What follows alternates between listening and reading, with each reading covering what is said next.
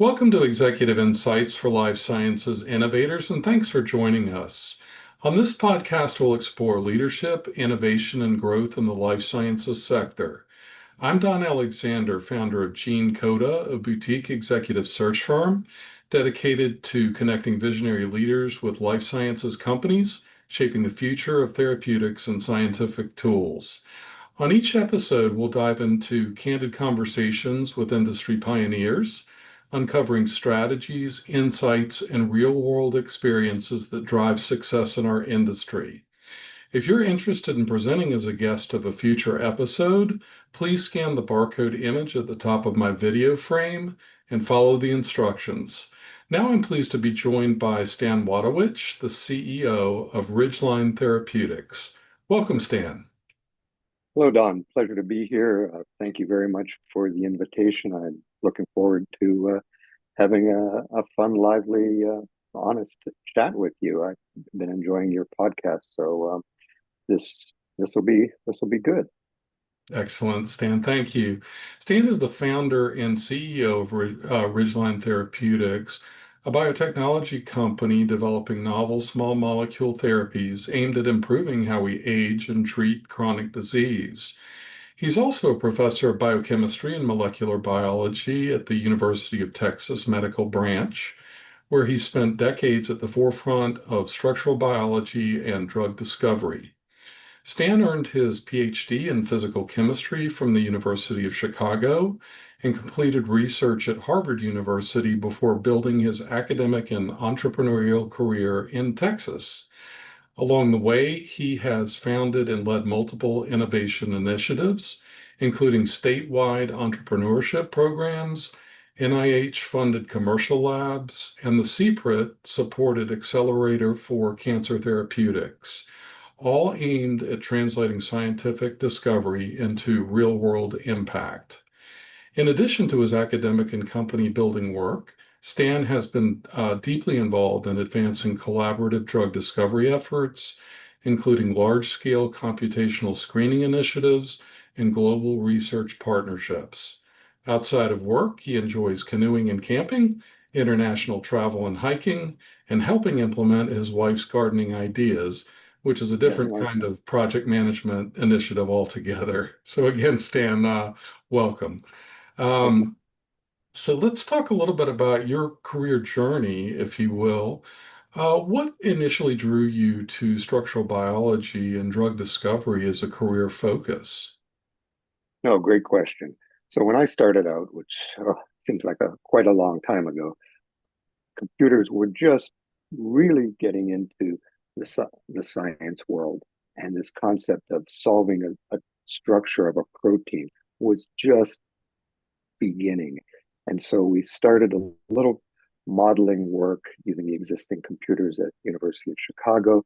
That was really fascinating. It gave us some insights into how proteins could arrange themselves. In this case, we were studying how sickle cell hemoglobin molecules could form fibers and distort a hemoglobin or a red blood cell. And so that I thought, well, this is kind of cool to actually visualize how these building blocks come together. So when I then moved to Harvard, large structural initiative there under the late Don Wiley and Steve Harrison. And so we started to look at virus structures or pieces of virus structures, really with the goal of saying, how do these proteins on the surface of something as simple conceptually as a virus really work? And it turns out, the proteins we were studying are really not simple. They're not static entities. They adapt, they bind, they change conformation.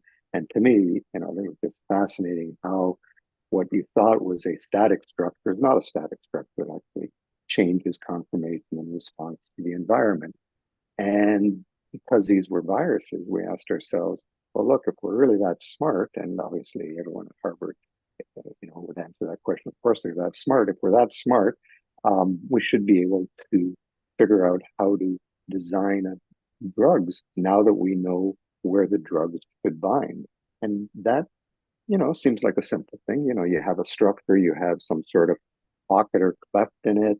You understand where the molecules and atoms or the atoms are arranged. So let's figure out how to put something in there so that we can change the function of this particular protein, how it binds, how it might undergo an enzyme reaction, whatever it might be. And okay, it seems pretty straightforward. If we really understand what we're doing, not a problem. Well, 30 years later, still trying to figure this out.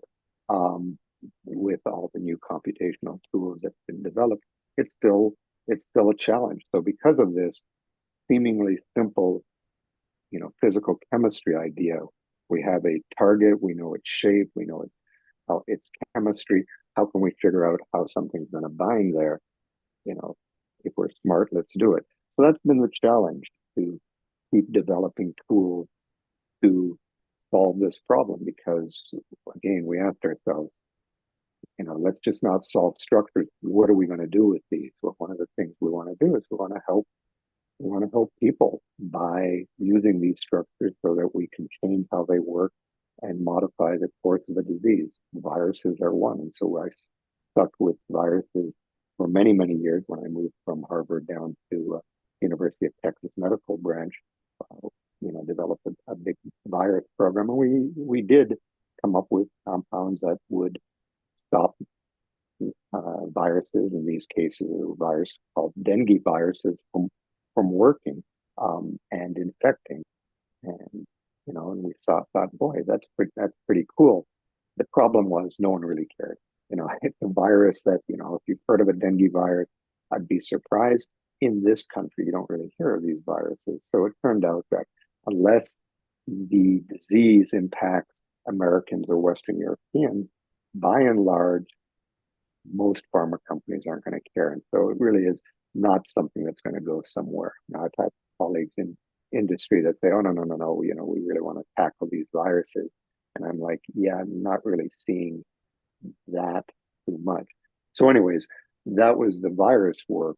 And then it led to other diseases that caught my attention, and just give you some background why we moved from viruses, especially viruses that you're only going to get in perhaps Brazil, parts of South America, Indonesia areas, Philippines, things of that nature, kind of the dengue viruses, to our current focus, which is on muscle strength and aging. I'll tell you, can I take 2 minutes and tell a little story? So this is Yeah, what this, yeah. please. So this is what motivated me back in, let's say, 2014, 2014, 2015. So 2009, daughter and I, um, she was in high school then, um, with her friend and her friend's dad, who were good friends of ours. The four of us were going to go for a canoe trip up in northern Minnesota. And this is where I had lived, and my dad had done a lot of geology work up there. And so we said, well, why don't we invite my dad, who was, at that time, he was just, I think, turned 80. 80? Yeah, just turned yeah, I just turned 80. And he's like, sure, 80, not a big deal. I'll go do this. And so, and he joined us on the canoe trip, putting a canoe on his shoulder, paddling through, for a week and a half through the North Woods. And he had a great time. We all had a great time, and it was a lot of fun to hang out with him and my daughter, etc. Fast forward 4 years later, she was doing an off-campus program in Namibia, hunting rhinoceroses, of all things, as part of a work study and work with conservation efforts there. And she gave me a call and she said, program's coming to an end. Do you want to come on over? We'll rent a truck and we'll go camping through parts of Namibia, and I'll show you what I've been doing. And I said, sounds great. I have some time. Let's do it. I said, how about if we invite my dad, because he had spent time in his early years throughout different parts of uh, southwestern Africa as a geologist. And I thought this would be fun to bring him back there. And so I gave him a call. So he's now 84. And I'm thinking, we had a good time a few years back. This would be fun. And he just said, I can't do it. I said, Dad, we're just going to take an airplane. We're going to jump in a truck. We're just going to camp on the roof, not hiking. He's like, it's just, no, I just don't have the energy. I don't have it just sounds too exhausting. And I thought, hell, is that what's in store for me? Is that what's in store for all of us? And that answer is yeah. It may come early. It may come when you're 60 that you start seeing, man, I'm really slowing down. Maybe it'll come when you're 84, but everyone, everyone, everyone declines in strength at about the same rate. Some people faster, but no one has been able to stop the decline. And you look at weightlifting records, sprinting records, there's all a decline about 1% a year after the age of about 40, and it accelerates after 65. And I'm like, damn, excuse me, I'm like, darn, this is what's in store for me. What can we do about it?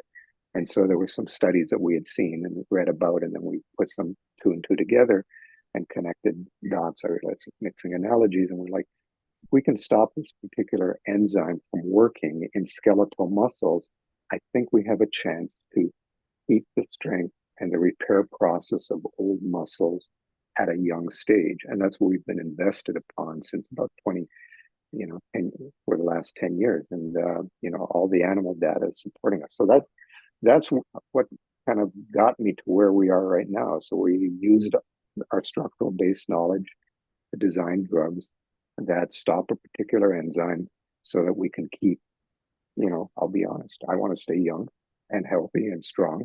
I'm not going to stay young, but I want to stay healthy and strong. And then I want to help everyone else do the same thing. So that's our goal. It's not science fiction. It really can work. That's So really long answer. Sorry. Oh, that's okay. That's really interesting, and we'll dive into the technology maybe a little bit more. But let me ask you, because you come from an academically trained background, and now you're the CEO, also running a biotechnology company. I wonder if you could talk a little bit about that transition, in terms of your leadership approach, how that's evolved, and maybe from inception, what did you see as far as company formation? As a necessary step to kind of advance the scientific work. Yeah, no, great question. So there is a difference between kind of keeping an eye on a startup company and running a laboratory. So you've got to make the you know transition of saying there's a clear goal with the company. We've got to get what we're doing into clinical trials and got to get through these stages, and someone has to care about it. All right. So it's one thing to do research that you care about and you're laying a foundation, and that is critically important. And you might say, no one understands the work I'm doing, but I'm laying a foundation and I'm understanding these concepts. Critically important because years later, it may, crop up a new field. It may lead to new advances. Company timelines are very different. You have things that need to be done now because there are clocks ticking, money is being spent. You always are trying to find money, you're trying to keep the projects going. And if you don't make advances continually, no one's going to be investing in you and funding you and keeping the projects going. So the timelines are very different. The goals are very different. Again, it's very, kind of milestone focused in a company. Like we've got to accomplish this now, we've got to then do this and then do this. Whereas research is like, well, we have a hypothesis, let's see how it goes. We'll test the hypothesis. If it doesn't work, we can adjust it and move forward, with the goal being a little bit more, and again, not being flippant, but the goal being, can we get enough information to write an interesting grant? Can we get enough information to write an interesting paper, put things together? But that is different than just saying we've got to accomplish this milestone quickly in order to move to the next step and move things around along, as opposed to just staying in kind of the same playing field and just trying different things in that playing field. So that to me is kind of a little bit of a different mindset that you have to adapt. And when we talk with researchers who want to launch companies, we really want to make sure they understand there is a difference that you have to kind of shift gears a little bit. Absolutely. It's really interesting. the personal story that you mentioned earlier as a key motivation in developing the technology. I'm looking forward to exploring that piece a little bit more. So I think you mentioned that Ridgeline focuses on challenging targets such as coenzymes, and I wonder, Stan, if you could tell us a little bit about why these have historically been, difficult to drug, and any technological or scientific advances that now make these targets more accessible. Sure. So we're targeting something called a coenzyme. And so this is an enzyme that has essentially, think of it as two pockets in it.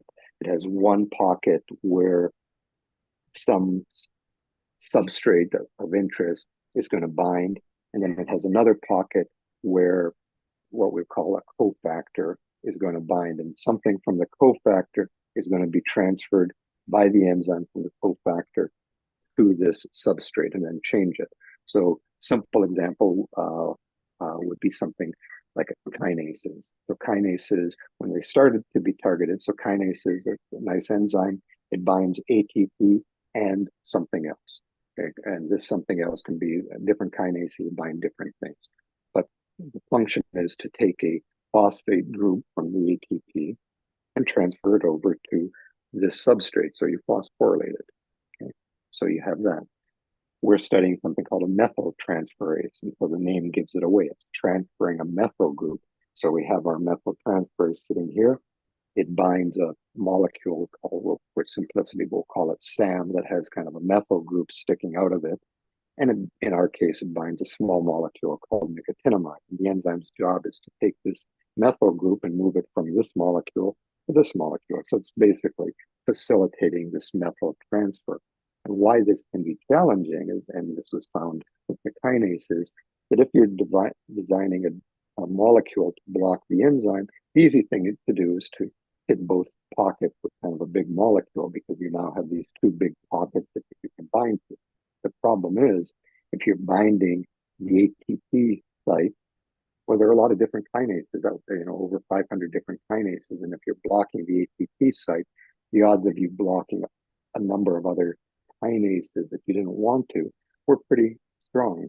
And so it took a long time in the kinase field to figure out how to tune so you're only blocking one kinase. So in our case, we use that information to say, look, we have still these two pockets. Let's not go after this methyl donating group here, because there are a lot of methyl transferases in the body.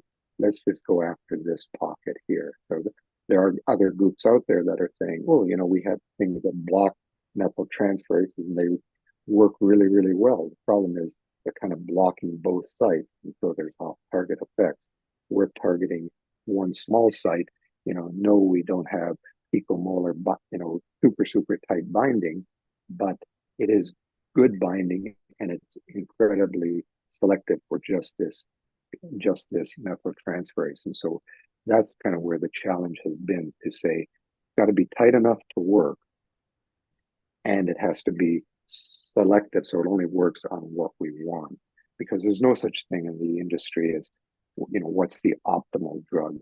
It's like saying what's the optimal partner for anyone. It's what works at this time. Is it good enough? Not with a partner. My partner's optimal, but with a drug, is it good enough to get the job done? And that's where we're at right now. Gotcha. Excellent. Excellent. That's great. Let's talk a little bit about the scaling and the funding business strategy for the company. Stan, what are the key strategic decisions that you think about when building a platform that is focused on novel targets? Yeah, well, that's one of the challenges, because it is a novel target. What's the first question you're going to get asked? Well, why isn't anyone doing this? Okay, and if it's so great, why isn't anyone doing this? And the answer is, well, maybe we just have seen some insights, or we're the first to line up. So being the first has a lot of advantages, but it has the disadvantage that it is new, and hence there's a risk associated with it. So we made the kind of decision kind of early on, about about 5 years ago, to not go after VC funding initially, because again, this was a risky proposition, and the amount of money we needed was going to be challenging, and we would dilute the company. So we went after, DoD grant funding and NIH grant funding, and we've been incredibly successful. And again, I thank you and your tax dollars for funding the DoD and the NIH programs. But these programs are incredibly forward thinking, I would say, in that they look at the science, they look at the data that you're presenting, and the reviewers by and large don't say, well, it's so new, how could it work? They're like, the data is showing that it's working. Let's give it a shot, because the reviewers are used to this idea that, yeah, it's going to be new. That's what they want. So we made the decision to start with DoD and NIH grant funding, and we've raised over 13 million in the last 4 years, which has gotten us from kind of the starting point when we moved out of the lab to where the company now is ready to start first in human clinical trials. So that was kind of a decision we had to make. Would I make it again? Yeah, I would make the same decision to support the early development and really de-risk the project with grant funding. It's been good enough and to accomplish what we needed. So that's been a strategic decision. That's great. Yeah, those organizations, NIH and all DoD, are so important Yes, they are. to early stage science. So then, I guess maybe what's next? I mean, how do you determine which targets justify investment? Given the inherent risk, and I suppose are further maybe grants in order now, or might you be seeking more institutional financing or maybe partnerships to move the company forward? Yeah, so right now it's both strategies. So we have a number of grants under review right now that the NIH is back in business. Um, those, we're optimistic that those will be funded. We've had some spectacular data come in for a DoD project that we're working on, and now we're working with the DoD to say, how do we really move this forward through the DoD? But at the same time, we want to be in clinical trials, like yesterday. And so that's going to require, something like $10 million. And that is not easy to get through grant funding.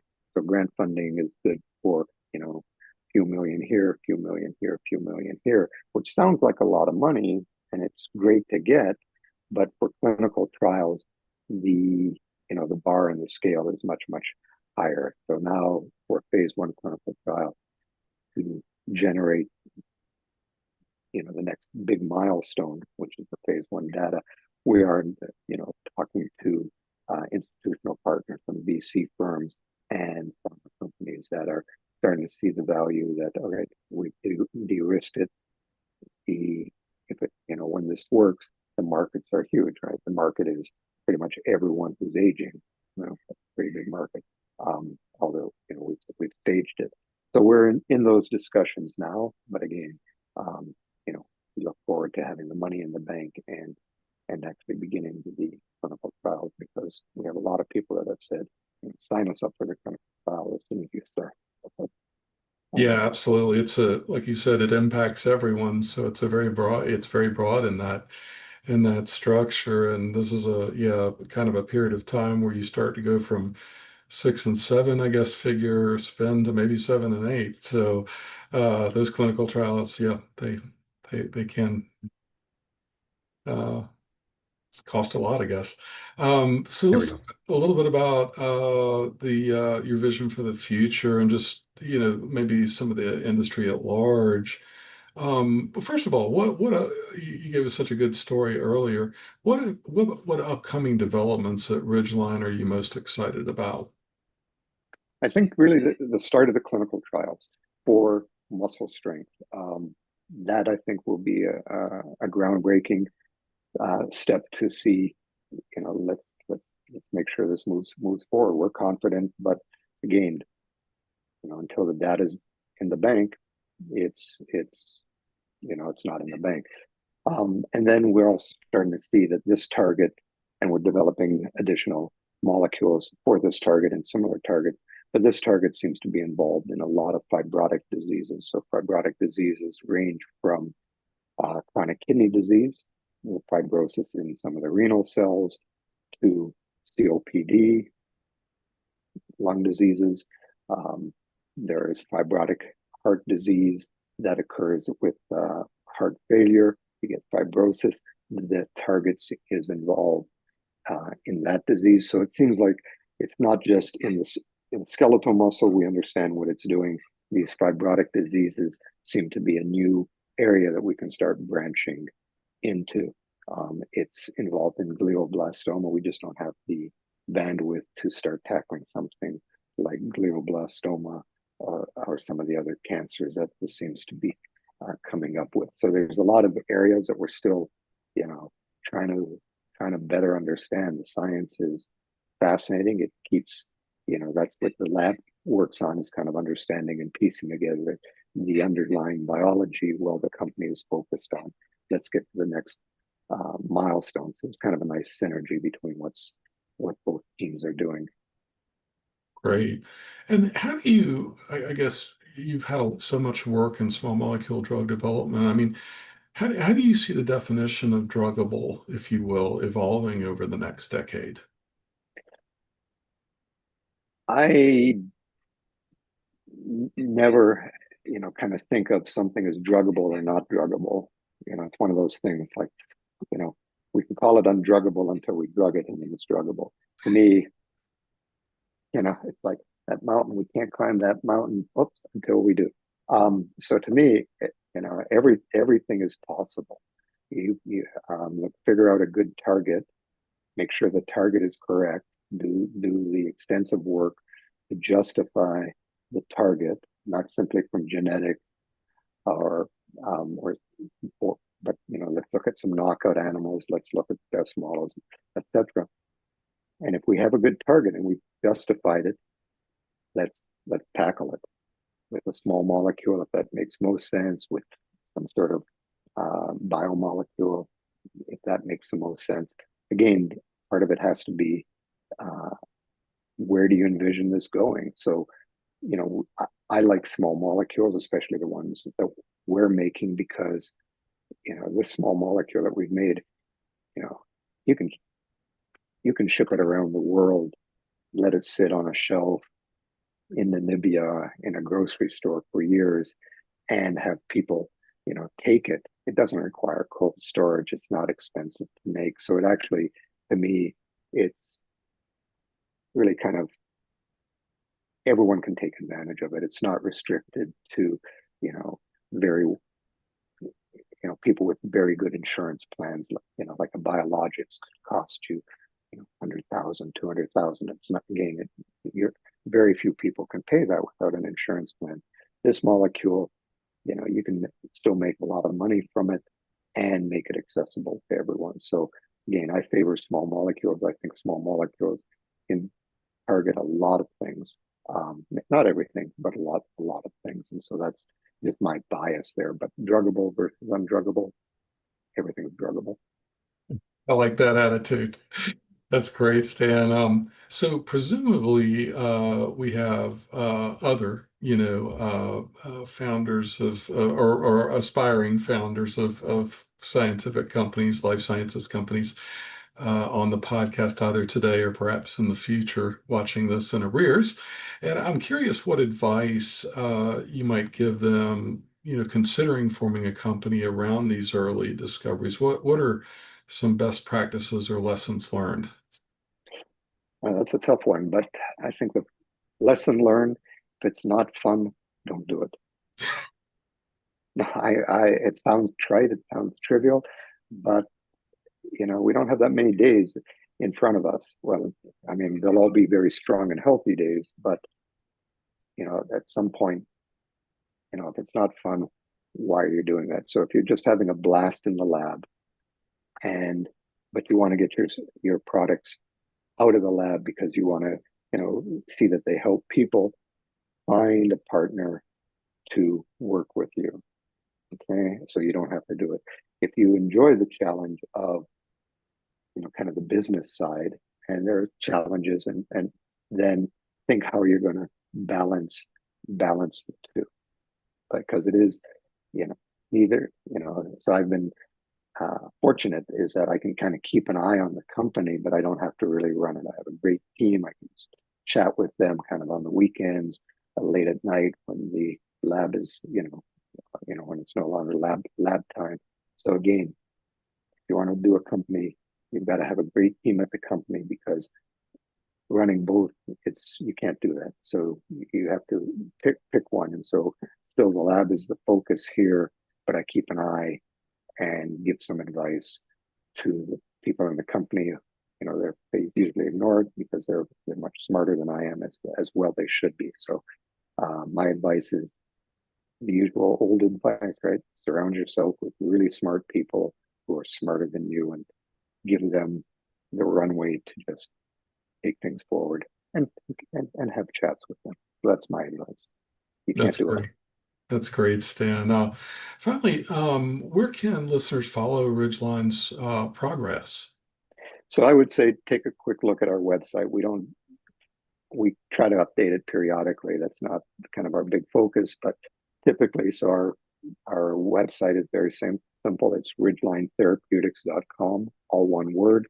And in the kind of the news section is we try to keep track of where we're at, either what grants have come in, what uh, data is starting to come in, things of that nature. So that's where we can, but pop me a comment on LinkedIn. I'll happy to respond to you, that type of thing. So happy to chat. Great, great, Stan. Thank you. Well, that wraps up this episode of Executive Insights for Life Sciences Innovators. I appreciate you tuning in and hope you found today's conversation valuable. If you enjoyed the discussion, please be sure to leave us a review and share it with your network. Please also mark your calendars for May 18th at 1 o'clock Eastern Time with Anil Goyal, the CEO of Invention Therapeutics. Thanks for listening, and I'll see you soon.